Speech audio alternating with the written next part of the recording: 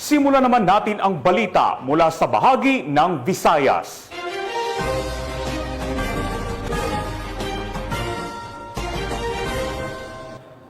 Anim ang naaresto sa isinagawang buy-bust operation kung saan nasabat ang baril at halos 70,000 pesos na halaga ng hinihinalang shabu. Magbabalita dyan si Patrolwoman Andrea Dominic de Palubos. Tuloy-tuloy na kampanya ng Iloilo City Police Provincial Office laban sa iligal na droga.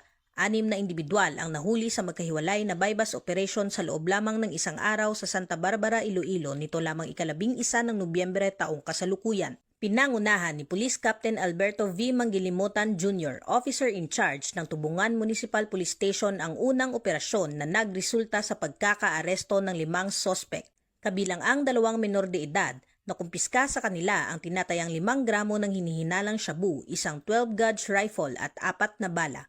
Samantala, sa hiwalay na operasyon ng Saraga Municipal Police Station na pinamumunuan ni Police Lieutenant Vincent D. Garcia Jr., nahuli rin si alias J.R. Putol, isang 41 taong gulang na tricycle driver matapos makuhanan ng 5 gramo ng hinihinalang shabu. Ang kabuuang halaga ng mga nakumpiskang droga ay umabot sa halos 70,000 piso. Patunay ng determinasyon ng kapulisan na sumpuin ang kalakalan ng iligal na droga sa lalawigan.